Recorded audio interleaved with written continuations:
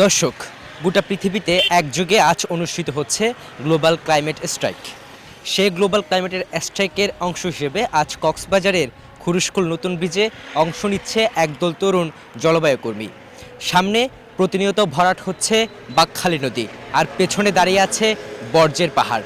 ঠিক এমন এক জায়গা থেকে এই জলবায়ু কর্মীরা কি বার্তা দিতে চান সেটি জেনে নেব তাদের কাছ থেকে। কারণ ভবিষ্যতে জলবায়ু পরিবর্তনের ফলে যে কয়েকটা এলাকা বাংলাদেশ থেকে নিচ্ছিন্ন হয়ে যাবে, তার মধ্যে কক্সবাজার জেলা অন্যতম। আপনারা জানেন এই মুহূর্তে সারা পৃথিবীতে সবচেয়ে বড় ক্রাইসিস আছে ক্লাইমেট চেঞ্জ। এই ক্লাইমেট চেঞ্জ নিয়ে, এই বড় ক্রাইসিস নিয়ে আজকে সারা পৃথিবীর সকল ইয়াং জেনারেশন এবং যারা এই ক্লাইমেট চেঞ্জ নিয়ে বোঝে তারা সবাই সোচ্চার। আজকের এই দিনে সারা পৃথিবীতে একযোগে জলবায়ু ধর্মঘট পালিত হচ্ছে। কক্সবাজার থেকেও CESRDF এর উদ্যোগে আজকে এই জায়গায় দাঁড়িয়ে বৈশ্বিক নেতাদের প্রতি আমরা আহ্বান করছি যে যে সম্মেলন হয় সেখানে যে জলবায়ু নিয়ে বিচারের কথা ওঠে, এটি অবশ্যই বাস্তবায়ন করতে হবে। বাংলাদেশকে জলবায়ু নিয়ে বিচার দিতে হবে। সত্যিকার অর্থে পৃথিবী আজকে ক্লাইমেট ক্রাইসিসের কারণে একটি নয়া সংকটের সাথে পরিচয় হয়েছে।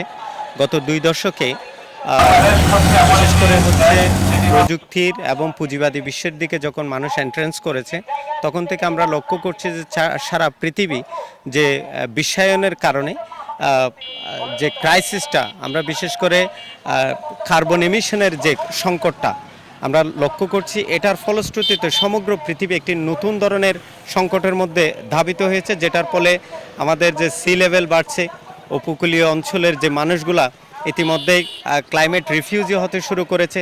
তাদের প্রায় বাংলাদেশের 19টি যে উপকূলীয় জেলা রয়েছে, সেখানকার মানুষরা যে উদ্বাস্ত হয়ে যাচ্ছে নদী ভাঙ্গনের কারণে, সি লেভেল বাড়ার কারণে, তাদের যে রেজিলিয়েন্ট করার ব্যাপার, যে এটা সরকারকে অবশ্যই নিশ্চিত করতে হবে।